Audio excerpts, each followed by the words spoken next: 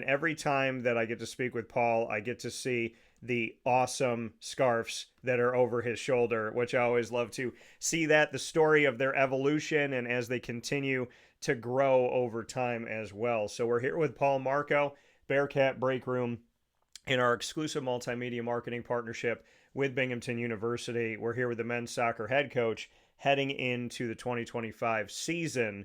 Paul, how are you? I'm doing well. Yourself? I'm doing very well. And, I checked my messages, Paul, and I'm going to stay to this because we always have to.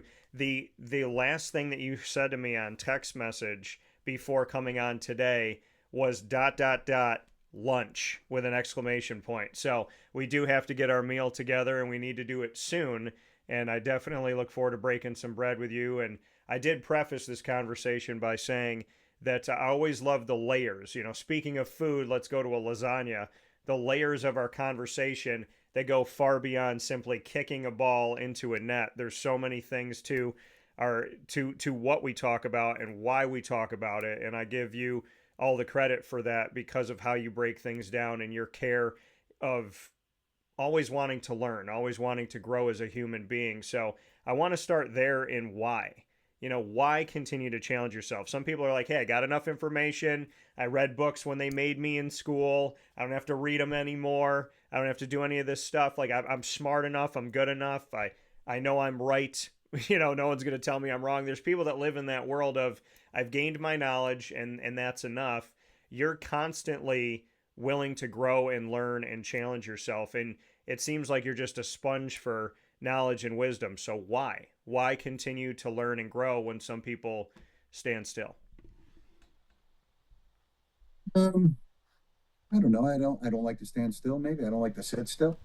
I think that you have to evolve because things change.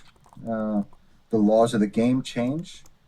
That means that as laws change, for instance, the laws that allowed now players to be inside the 18 to play the ball on set pieces, on goal kicks, made the space bigger now that you have to play in, or Yeah. allowed you to play now in a bigger space. That allowed now a tactical change in build-up play, if you chose. You could still smash the ball long if you choose to. Um, I think that I understand the game of soccer is, as much as it does evolve, we're really not reinventing the wheel. So as things fade out of style, Yeah. sometimes they slide back in.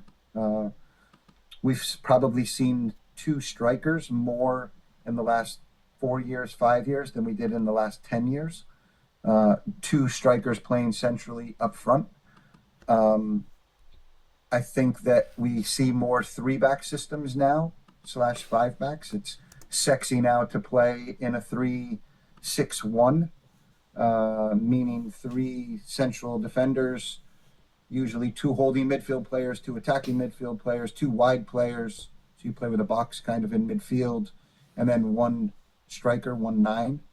What's interesting is as the game has evolved, it used to be where we would get systems of play from World Cups, from European Championships, from the big events. New things would come out. So in '94, when we hosted the last World Cup, the last time the U.S. hosted, '94, Brazil wins the World Cup. They play in a 4-4-2 zonally.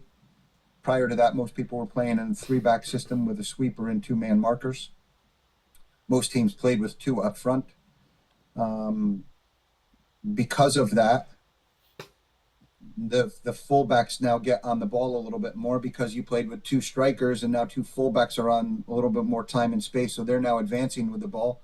Out of that, you now see three players play up front to combat the four bringing the ball forward. So I think that those evolutions, but in '98 we see three strikers. But what people don't realize is in '98 the U.S. played in a three back. They played in a 3-6-1 under Steve Sampson, and we didn't win. We actually went out in three. I remember where I was when we lost the Iran game. I was in the middle of nowhere, West Virginia, watching game in a little pub. And if the U.S. had won the World Cup that year in '98, more teams would have played in a 3-6-1 because that was the flavor of the winners, right? So Yeah. I think that now we're seeing more come out of club soccer than we are out of national team soccer. But the way the Barcelona has played over the last years with tiki taka, more build up play. Pep is at Man City now; they do it, but there's a lot of teams that play the way Real Madrid play because they're excellent in all four phases of the game. Hopefully, Man United can show this year that we're good in all four phases of the game, but we will see. I find it. I mean, it makes perfect sense to say, you follow the lead of the champion, right? And what you're talking about here, and that an easy way to get clubs to change what they're doing and how they're scheming is to show them a way that they don't do and show them how successful that way has been. As you evolve over time and you're at Binghamton, when you're constantly watching film and paying attention to what's going on overseas as well as here,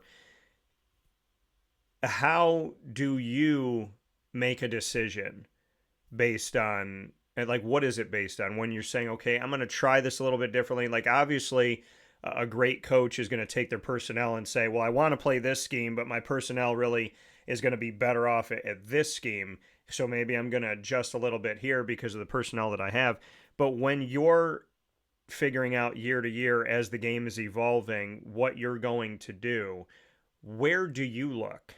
Where are you focusing your attention? I don't want you to give away your trade secrets, Paul. I'm trying to protect you here. But some of the avenues that you do take of constantly learning, like you're saying, not sitting still, where are you looking to get that inspiration to adjust? So I do a lot of coaching education. Yeah. I teach coaching courses. I'm responsible now for the development of some of these courses. So I have a good network of friends who enjoy the game as much as I do.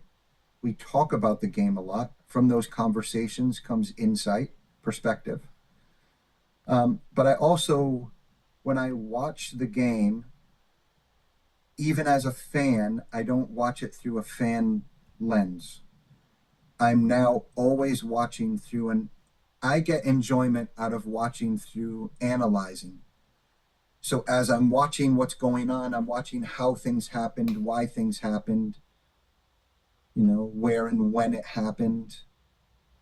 Always constantly, I'm a big fan of the or do what. So you having things in mind that things happen in the game and how they should go. The ball should get played wide to get behind the opponent, but all of a sudden it's gone someplace else, and that's the or do what. And that intrigues me. So I think that keeps me on the edge of my seat a little bit. Yeah, and when you see the game changing, and I know you made mention of certain things, and rules that you have to be prepared for. Do you like where the game is going in the adjustments that have been made to rules and guidelines and parameters?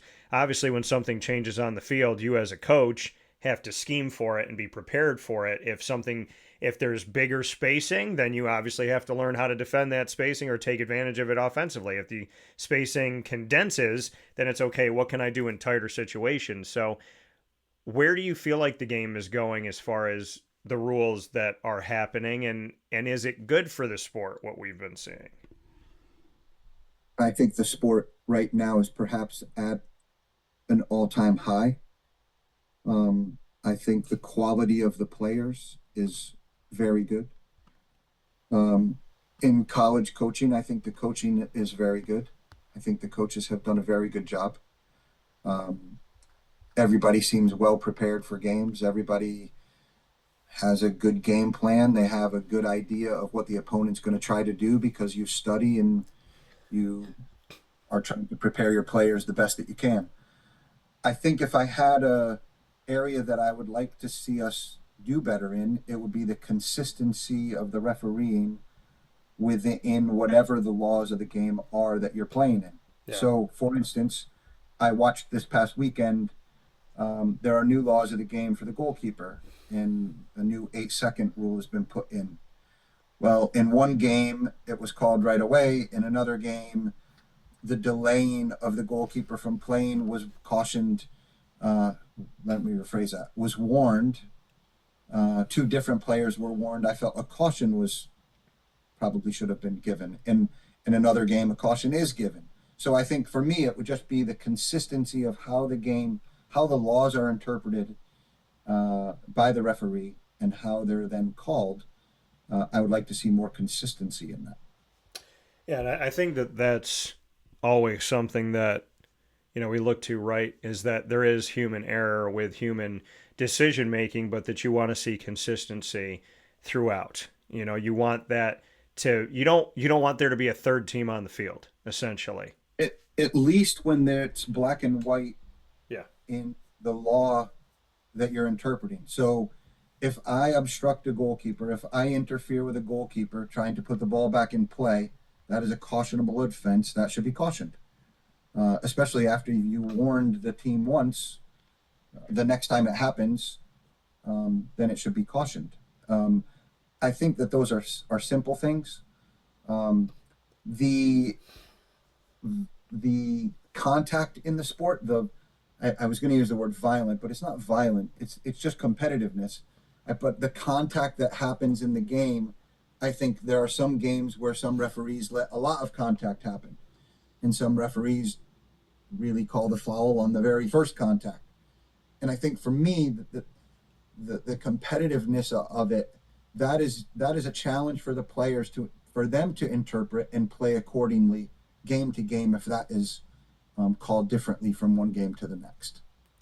Yeah, and when you have that, because I've watched soccer matches before where you see that there's you can barely touch each other, right? You can barely go near each other. Correct. You're going to kick for you're like your foot's going right toward the ball, and as you're doing that, I mean, you have a human body, right? You can't like detach your arms from your body when you're kicking the ball, and so maybe your arm, when you're trying to put all that force into it, your arm goes out and you hit their arm, and oh, okay, well, we're going to call that. But then there's other times where you can be so physical and so entrenched, and you're up against somebody and there's nothing being called. So like you said, it's up to the players to kind of understand how the game is being called. But what do you do as a coach and a leader with your staff to get your players prepared for two different types of games, right? Because their talent is their talent, but you might have somebody as a part of their talent. They're a really physical player. They're really good at winning those balls that are in tight spaces. They're good at not fouling somebody, but putting themselves in a situation where they're going to challenge you.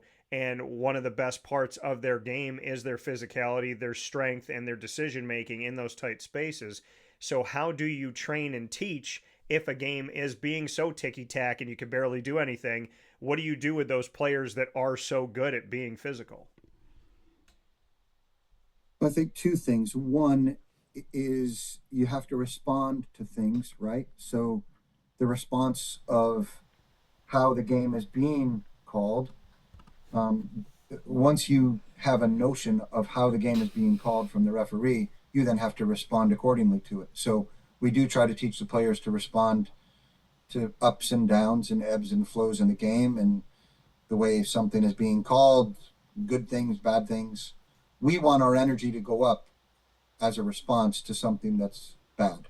So if something, we make a poor decision, we make a poor touch, whatever those down moments are, we want to have a positive response to those. Um, I think the description that you're giving is, if we have a very physical type player and the game is being called, that would limit that player's performance to be at the best that they could. Yeah. I would encourage that player to be true to who they are and keep fighting through, but no, you can't be late on anything. You can't now be a little bit later than you might be on a tackle. You have to be, you can't give something after the play that you might give, you talk about that contact, that follow through type thing. But I would always want the players to play to their strength, and then adjust accordingly, to still continue to try to play to your strength. And I can appreciate that. Like you said, be who you are, just understand to pick your places, to be smart in what you're doing. And then if they can't do that, Dan, right? Like if they can't make those adjustments, then I get to make an adjustment by substituting them, right? Which is my other thought, yes. So, Yeah. Paul Marco here this morning on Wake Up Call with Dan Tortora inside the Great Lakes Honda City Studios in our exclusive multimedia marketing partnership with Binghamton University. This Bearcat Breakroom with the Binghamton men's soccer head coach leading the team into the 2025 season. When you're on the sideline, you and I have never talked about this before. What is going through your head in typically in a game, because the game is long, right? That clock continues to run. There's moments where you're fighting back and forth and it's 0-0 and there's 5 more minutes to play that we're seeing on the board here. So when you're standing on the sideline, are you, I mean, have you gotten to a point where your mind is clear and you're just seeing with your eyes? You got a blank sheet of paper here, and as a coach, you're kind of like got the Sharpie drawn on that paper while the game's going on. Is there something you're thinking about? Like, how are you experiencing the game on the sideline? Because we always look at the coach, what's the coach saying, how's the coach's body language, but we never talk about the coach's mind on the sideline. So what is going through your head? Well, the first thing is, is the game plan that we put in effective? And that's twofold. One, is it effective by what we're doing? Are we doing the things that we said we were going to try to do in the areas of the field we said we were going to do them? So that's on us. That's 100% in our control. Yeah.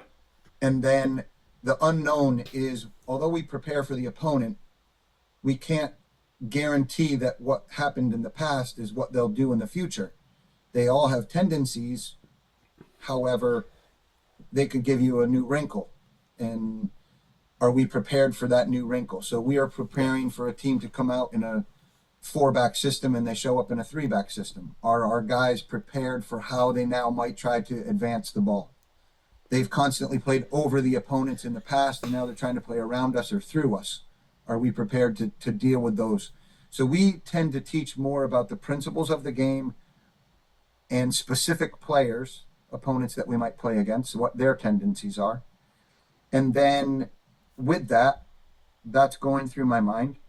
And then how are we performing individually, collectively, and perhaps in some team areas? So the compactness of the team, is it tight across the field? Is it tight vertically when we're defending? We have key words that we use in the 4 phases of the game. Are those key words coming out? We want our players in possession to be purposeful with the ball. So are we being purposeful with the ball? When we're defending, we want to be relentless. So if we see the team is not on the edge of their seat when we're defending, are we not ready to deal with the space behind us? Are we not ready to deal with the space in front of us? There's key words for the moments that we lose the ball. There's key moments for the moment we win the ball. So the moment we win the ball, we want to retain the ball. If we can't retain the ball the moment we win the ball, then that's something that we'll then focus on in training. I think that the game then leads us to what we prepare for in training, and then it's just kind of a cycle. We then get to play a game again. We watch the game, see how we do. These are the areas we want to improve in. These are the areas we did well in. Next game. Yeah, and like you said, I mean, as you're looking at all these pieces, are we doing the plan we implemented? Is that plan working? How is it working individually, collectively? Are we doing what we said we were going to do in the 4 phases? Are we saying those key words that we have all of those elements to it? You spoke before that about, hey, if someone's not doing what they're supposed to be doing, if they understand how the game is being called and they're not making the adjustments, then what they can do is make an adjustment. What I can do is make an adjustment as well and sub them out. The art of subbing, knowing when to do it. How have you learned over the years? Because I know every game is different and every situation is different and there's different things that are come on, right? Somebody's not at full go right now. Their head's not in the match. They're, maybe they tweaked something. I mean, there's moments that you can see and say, okay, you know what? Their head's not in the game. Their body's off. Something's off today. Maybe we need to give them a spell. But there's other moments where you're subbing and maybe over time you've just realized when is the right time to do it, because your team's going to go through moments, right? There's going to be a lapse of something's not going to work out right. Somebody might let the play before get to them, and they can't shake it like they shook it in the last match.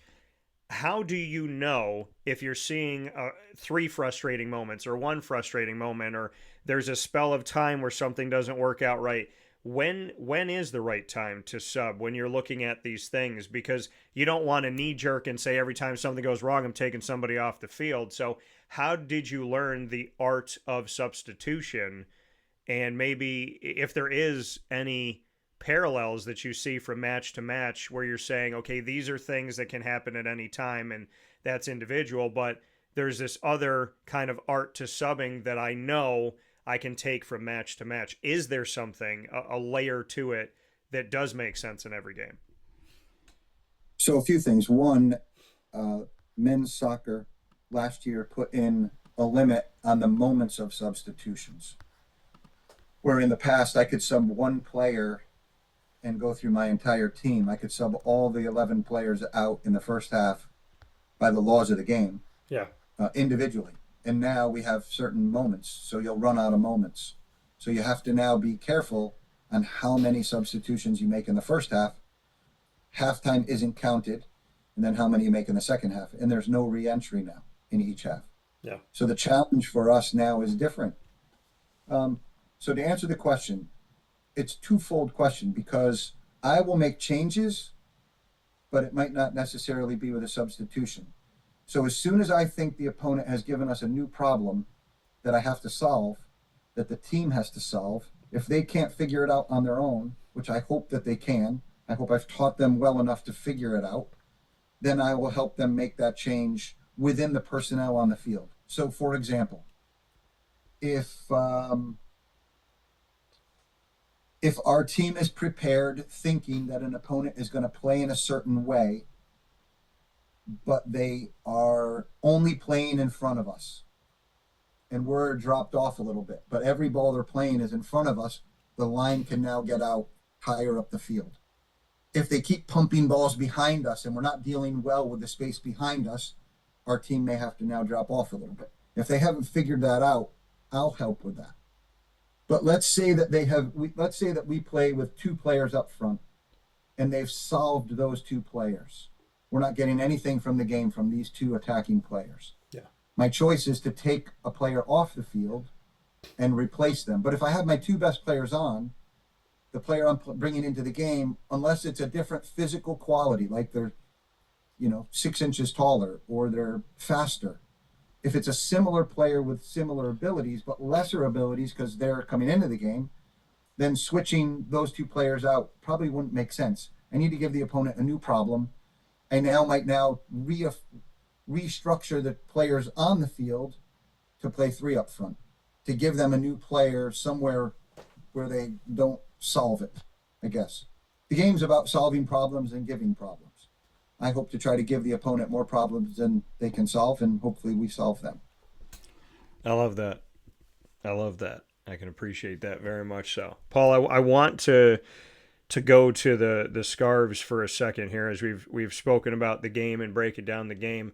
I want to go to the wonderful background, because of all of the pictures that I do, this is one of my favorite. Every time I talk with you, I'm like, okay, I could see the scarves again. So have there been any new additions, or what have been the newest additions to the wall of scarves? I didn't get one this summer. I went to a few games this summer, and I was disappointed. I went to a Real Madrid game in Philadelphia, and I couldn't find a scarf. The Bearcat scarf is always my favorite. We had a Bearcat scarf for season tickets for such a long time, and we redesign them every year. My favorite one is probably the stripes. Probably the hoop stripes. So this one's probably my favorite. Okay. I like that. But I do have something that's a little unique. So when my daughters were young, uh, Theo was one of my daughter's favorite favorite stuffed animal. And when I would travel, she would always ask, "Daddy, is Theo going with you?" So, so Theo went with me. He's made it to World Cups. He's traveled over to Europe. He goes on every away game I travel with. Yeah. So he sits here in my office, and then when I get ready to pack my bag to leave, he traveled with me. So that's pretty neat. And Baxter went to the World Cup as well. Baxter went to the Brazil 2014 World Cup. So that's pretty neat. So I do have two stuffed animals in my office as well as a bunch of scarves. I love that. Theo and Baxter have gotten to see more of the world than most of us. So, True. That is true. They which is travel a lot. which is awesome. I have to ask you this. So when I make my trip down very soon here to Binghamton, and I plan on making sure that that trip is taken here, hopefully next week before I have to head down to Georgia. So my question to you is there a scarf currently in the bookstore, or is there a way for me to grab a Oh, Binghamton no, scarf? I'll have a scarf for you. I'll have a scarf. Okay. All right. Fair enough. Because I'm going to put that in the studio because what I've done, so I have like the little Binghamton, the B, but I was like, I Yep. got to have something that I can like really rock. No, no, And no. I have a scarf for you when you come down. okay. All right. So fair enough. Well, I appreciate that. I was like, I'd go buy one at the bookstore, find one, but Nope. Nope. The bookstore does sell them, but I have one for you. well, thank you, Paul. So I look forward to having that and rocking that here. And of course, it will leave my studio like Theo and like that wonderful Bearcat will leave with me and come to me with a match, and it'll go over my shoulders, and then it'll come back to Nice. the studio. But I definitely well because you gotta have one, right? I mean, Right. I got one. I think I got one for Orlando when I was covering them and they were coming into the MLS. And so I got one for them. And then my mom got me a Charlotte FC because that's my team. So she did get me a Charlotte FC for this past Christmas that I'm able to rock and appreciate. But I definitely appreciate the scarf life. And I love that it tells a story. I bet you I could point to any scarf there and you could tell me something Oh, for about it. sure. For sure. Do you have a favorite? I mean, the Manchester United scarf is my favorite. Just that's because the team I love. Um, do I have a favorite? That one that sits in the back that you can see is white. Yeah. That is the first NSCAA international diploma that I helped teach in Germany with the DFB. So that was a pretty favorite time. We had a wonderful trip. We were with the DFB. We were with some professional clubs. It was a really great time. Well, and you, and for those that have seen you on the show over these last couple of years here on Wake Up Call with Dan Tortora, you've spoken about, and I think the first time that we spoke was about, what you've done teaching wise and the connections you've been able to make and going all over the world.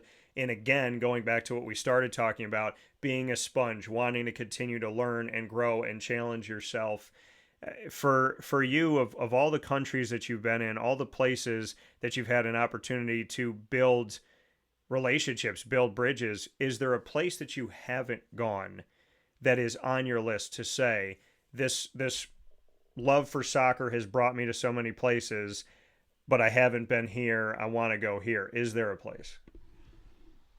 Um, I went to Kenya last year. I want to spend more time in Africa. I want to go see some other African countries. I looks like I'll be going back to Kenya next summer to teach another coaching course. I would like to see, four or five other African countries. I would like to go to Saudi Arabia, Qatar, that area, because the game is exploding there. Mostly because of the money in Saudi Arabia with their professional league and bringing in top players and top coaches. Yeah. Ronaldo is now playing there and other top players.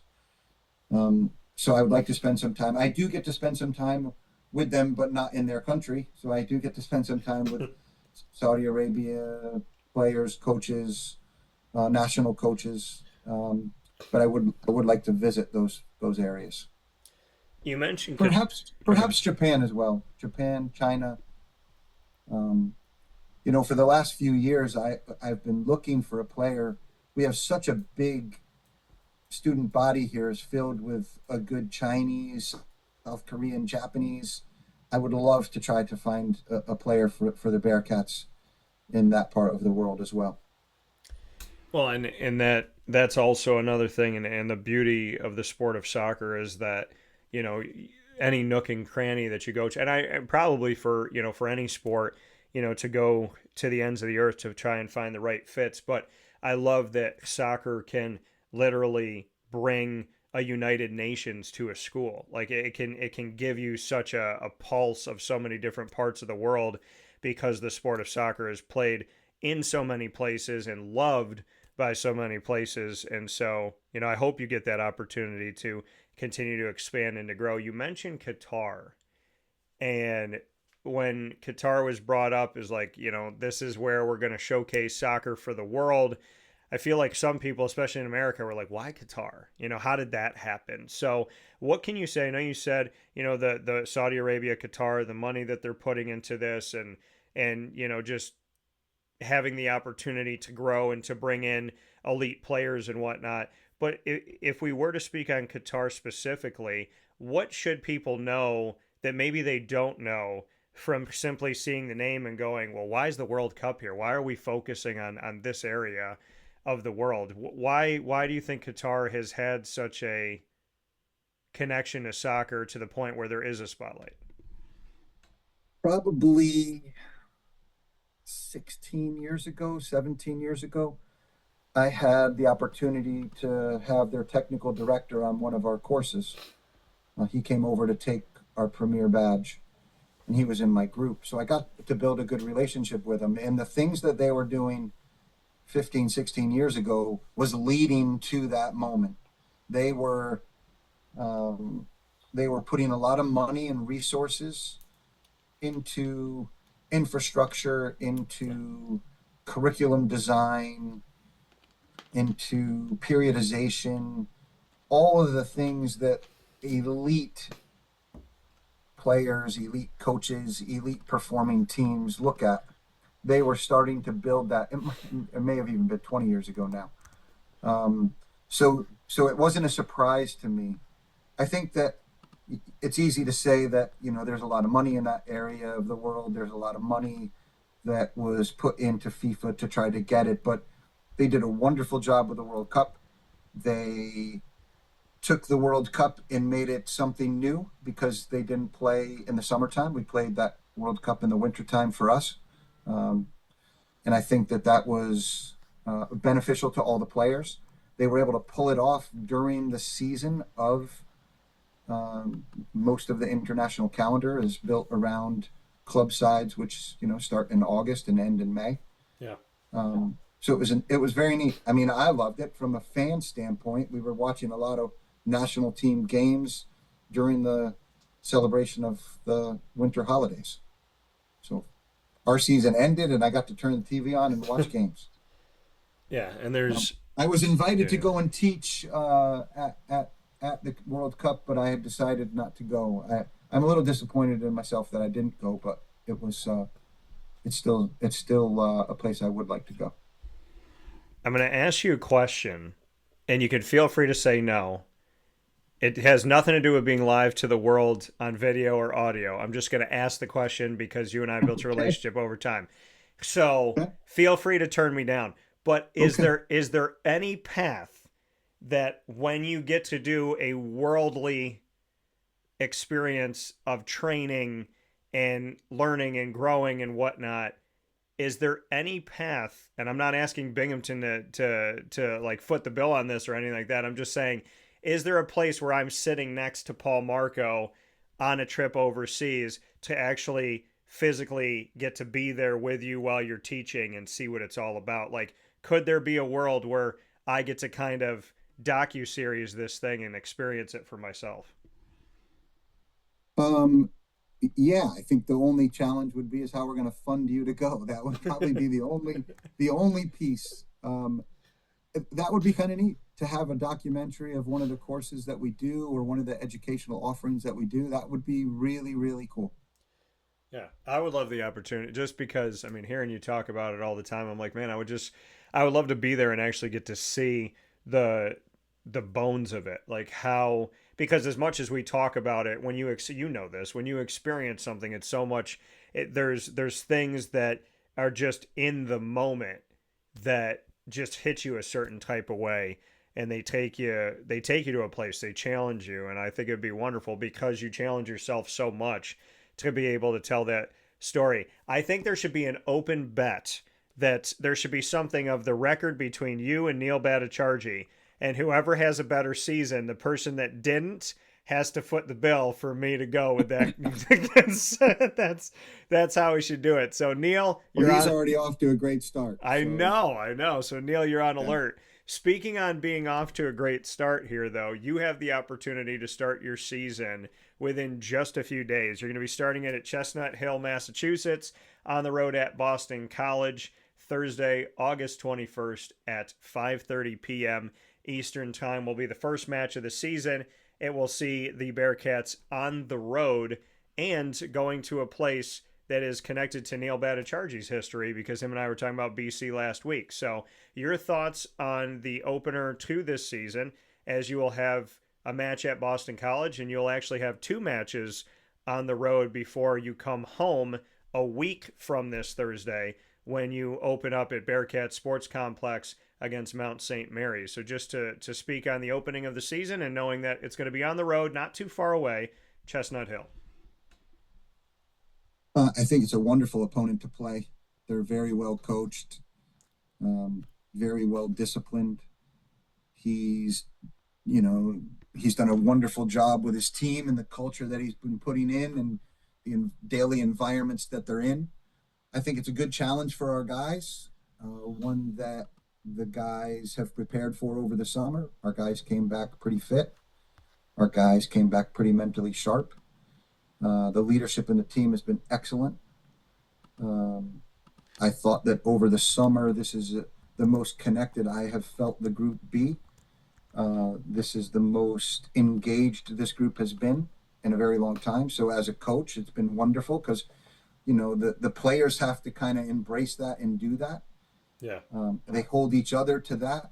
It's difficult for the coach to do those things. For sure, I try and set the standards, but they have to uphold them to each other. Otherwise, I'm just a police officer. I'm not really a coach. Yeah. Um, but yeah, so I think we'll be prepared. We hopefully get a couple of guys back. We've had a difficult spell with some injuries prior to coming into preseason. We were without a few returning key names. So hopefully we get a few of those guys back. Well, and like you said, going through injury and having to adjust, how have you seen the next man up approach and how this team has responded to that? As much as you want to see those players come back in the fray, what has it done to elevate those that may have been playing behind them?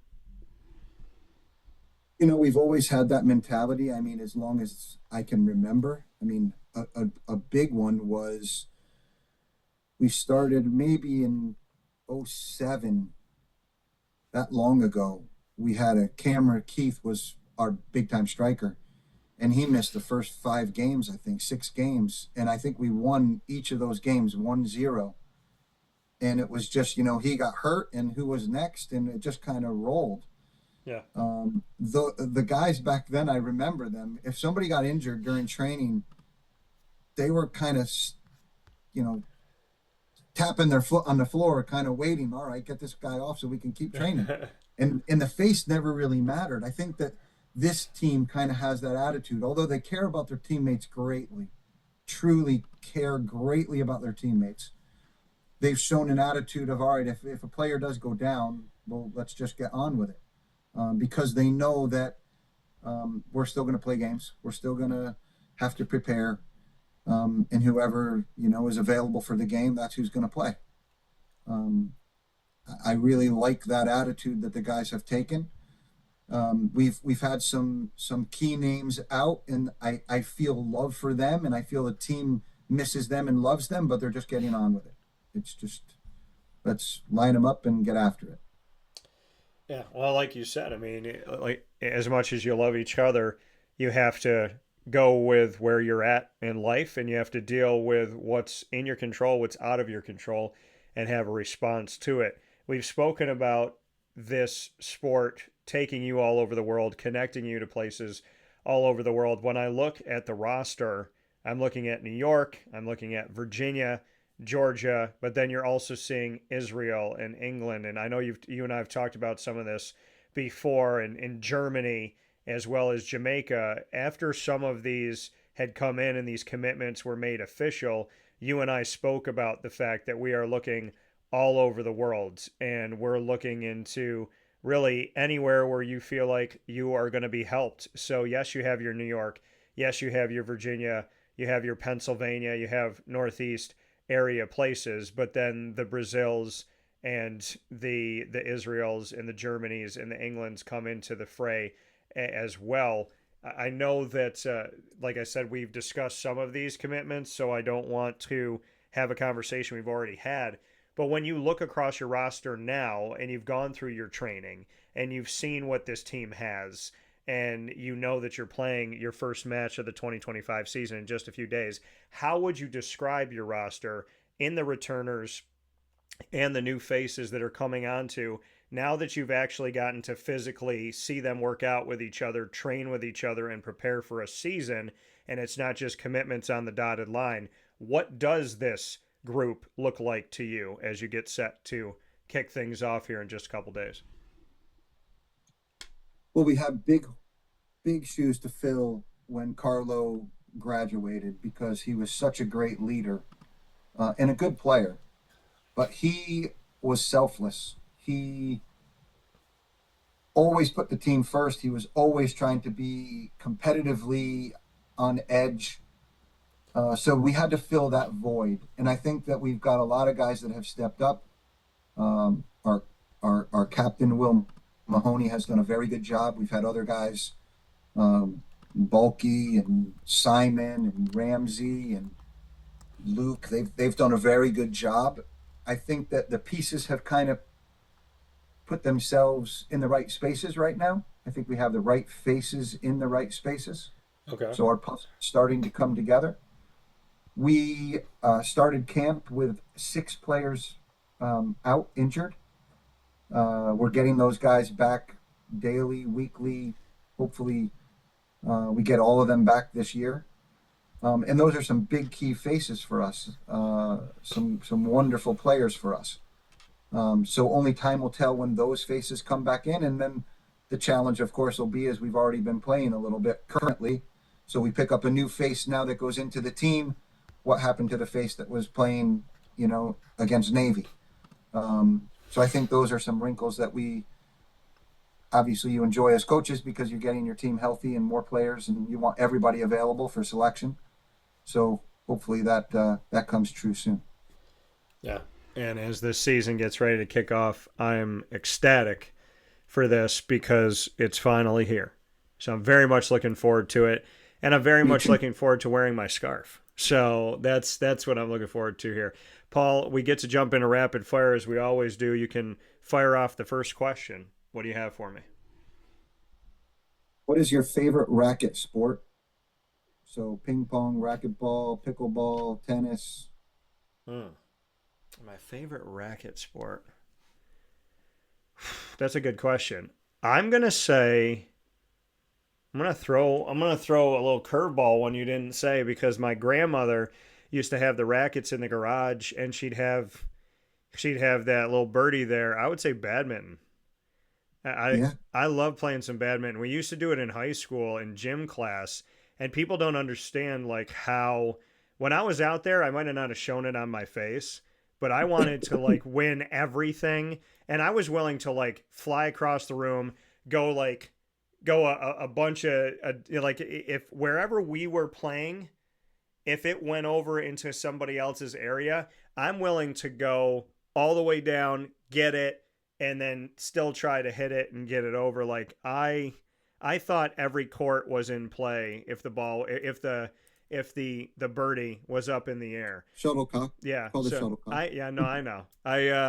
I call I always feel like I'm like, this is a family show, and I know sometimes Right? people say it and they giggle, so I call it the birdie just to be That's fair and fair. nice. But yeah, the shuttlecock that you hit up in the air, that like foam ball that's got that piece on it.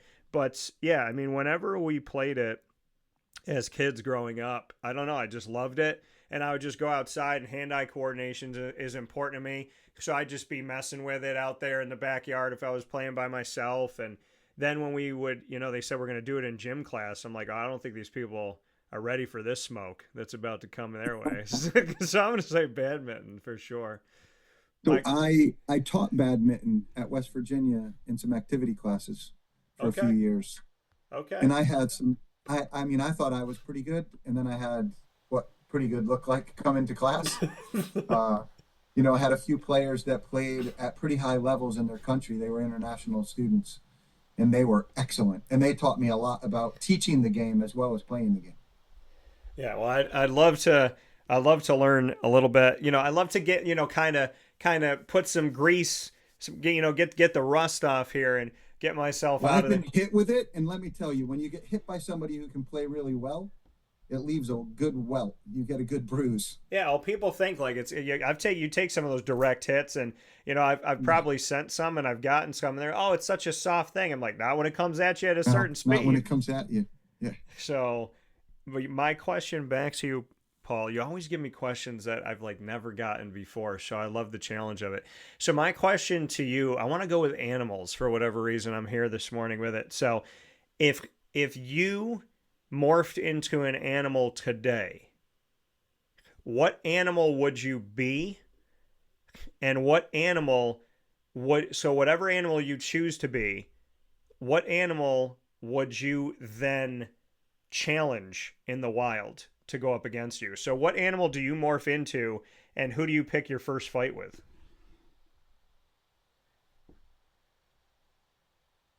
I think I would be the cheetah, fastest land animal. Okay. Um, who would I challenge? I mean, I would challenge somebody I knew I was going to win. So I would beat. But I will say this. So about animals, I had a soccer coach, college coach, when we would work camp. Yeah. He would tell the story of the little animals against the big animals, and he could literally kill 45 minutes with this story because he would engage all the kids and he would ask for an animal, and they would say the rabbit, and he would go, oh, the rabbit, what position does the rabbit play? And he would take the physical qualities of players. So the giraffe, of course, plays up front because they would be great in the air to head the ball in the goal. The gorilla plays in the goal because of their long arms and able to, and it was wonderful. And the joke, the punchline, the moral of the story was that the little animals were getting killed by the big animals until halftime. Halftime comes, the little animal gets a new player, the centipede comes out to play, and they take the game over with their tricks and their flicks and all of their great moves with their feet. And at the end of the game, the centipede wins the game, and they ask why the centipede won the, where were you in the first half? Well, I was putting my shin guards on. So it was pretty cute. That's Yeah. awesome. Cute. But Oh, he could tell that story, and it was never the same story. yeah. He would always use animals because the animals were the ones that the kids came up with. Well, what I love is he was also showing them that there's no one that doesn't have value. Correct. Yeah. What's your second question for me? Um, who's been your? No, that's not a great question. Let's ask. What is one of your most difficult moments on air? You'll share. No, I will. So one thing came to mind right away, and then another thing I think is one that I could easily say. So I guess I'll say both. But when my grandmother passed away, my mom's mom, G Mama, I call her, it was not that I wasn't going to go on the air, but it was the thought of her not physically being here. And I can't even tell you what I said or how I said it. It was just a thing of like, am I gonna bawl my eyes? Like, am I just gonna cry? Right. And Filled with emotion. yeah, and she helped me through it, Yeah. and so did God, very much so. I would say the other one, and a lot of people don't know this because there's no connection. It was not a good relationship. It wasn't equally yoked. It wasn't a good bond. And so years ago, I was married almost 8 years ago, and just wasn't a good relationship. I learned from her. Hope she learned from me. And on a Sunday, she had said some things and acted a certain way the day before, and I was like, okay, to me, there's enough that's gone on in this that this needs to be done. It's not healthy, and I don't need this in my life. And I felt like God had kind of hit my reset button, so I was ready to go. And my mom looked at me after my ex-wife left the house, and she said, "Are you going to go on the air tomorrow?" I said, "Yeah." "Why wouldn't I?" And she said, "Well, I was like, Ma, whatever she thinks she's taken from my life, she will never take what I love." And I went on the next day and I broadcasted. And for 2 days, I spoke about a broad scope of handling adversity and going through problems, not necessarily a marriage, but anything. And I had a guy reach out to me and he's like, "I got this going on with my mom right now." And then I had another guy reach out to me and say, like, "This is going on with my kid." And so, in sharing my pain the way that I decided to share it, immediately there were other people out in the universe that were like, "Thank you for sharing this. Thank you for spreading this message today because I needed to hear it." And it spoke to me in a totally different relationship in my life. And so, in that essence, it was God's reminder to me of like, you can't stop. What I have planned for you, you have to keep going because there's a message that I need you to relay to other people. I need you to continue to spread me to the world. I need you to continue to do my work. And I'll never forget my mom going, "Are you going on the air?" And I looked at her like she was crazy. And I was like, "Yeah, why the heck wouldn't I?" So I'd say probably those two moments. Cool. Thanks for sharing. Of course. My question back to you, what do you consider your most difficult moment coaching?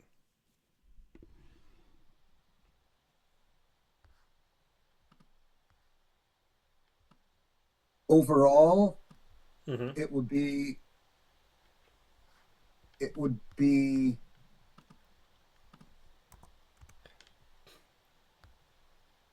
I can't think of a specific one. Um, I think that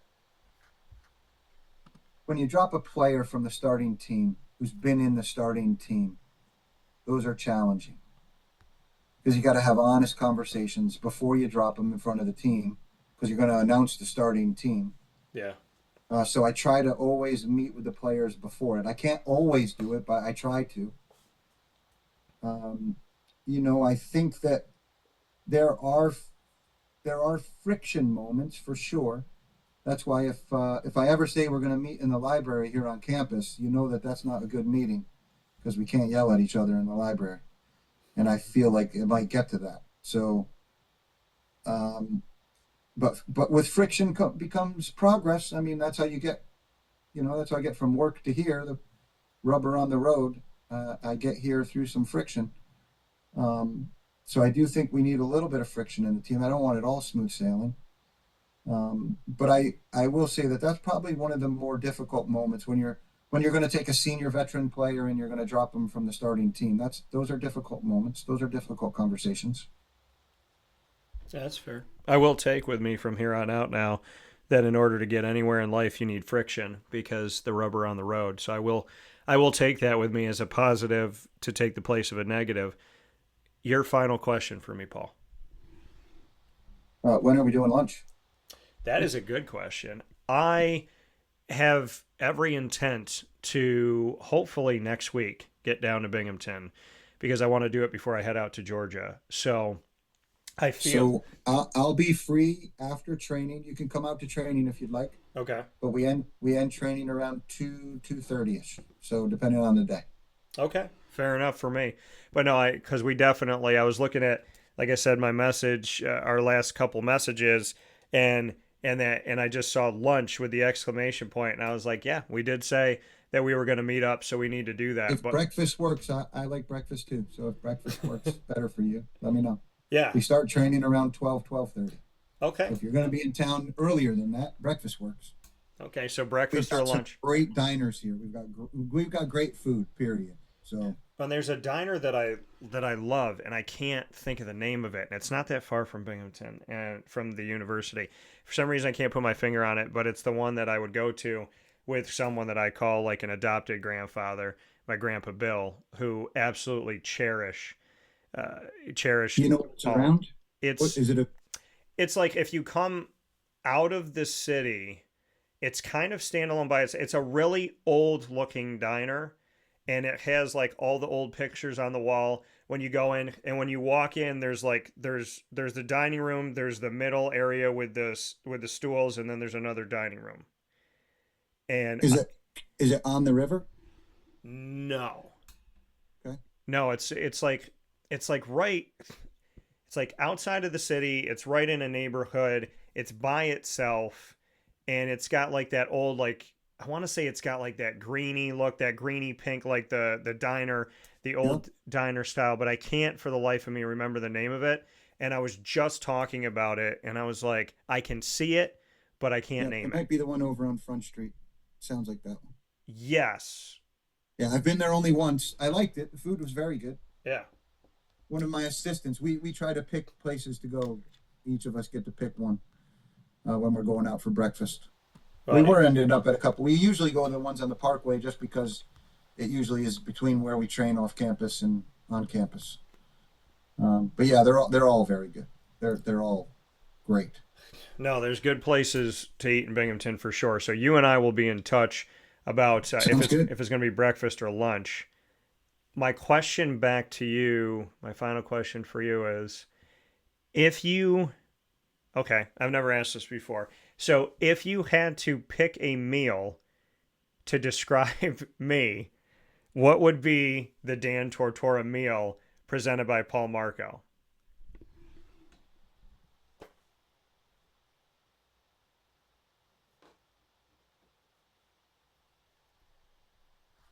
Be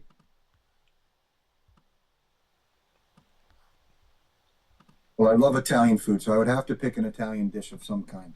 Okay.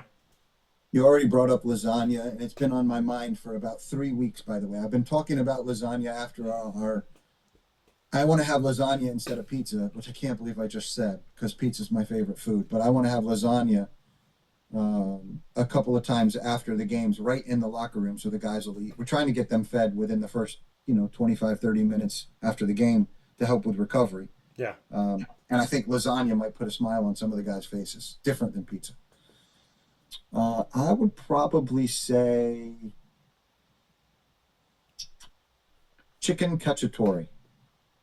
Okay. Chicken because, well, first of all, I think that it's a very, for me, I enjoy the meal. I think there's a lot of different flavors, different layers into it. Um, it's different wherever you get it. It always doesn't taste the same. Some people put different things in it, but there are certain ingredients that everybody puts in it. Um, yeah, I would go with chicken cacciatore. Plus, I like the name.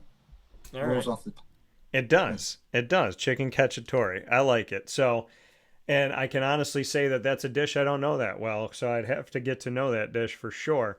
But with that being said, getting to know Paul Marco here in this edition of the Bearcat Breakroom, you can go and see your Bearcats on the road starting off this Thursday. And I implore you, if you're going to be out in that area of Chestnut Hill, Massachusetts, to wear your green and support the Bearcats. They will be going up against Boston College to start the season for men's soccer Thursday, August 21st at 5:30 p.m. Eastern Time. A week from that day, they will have their first home match on Thursday, August 28th at 6:07 p.m. Why? Because that is the area code down in Binghamton, and that's against Mount St. Mary's of Maryland. And in between that, they'll be at George Washington in our nation's capital of Washington, D.C. on Sunday, August 24th. So, Paul, you and I will see each other soon. I already have an idea that I've come up with, and I already have a couple days next week. So Wonderful. I'm gonna be working out this idea and seeing if we can get this thing going. But thank you as always for your Thank, time, and thank you for all that you do. take care. Thank you. Take care, Paul.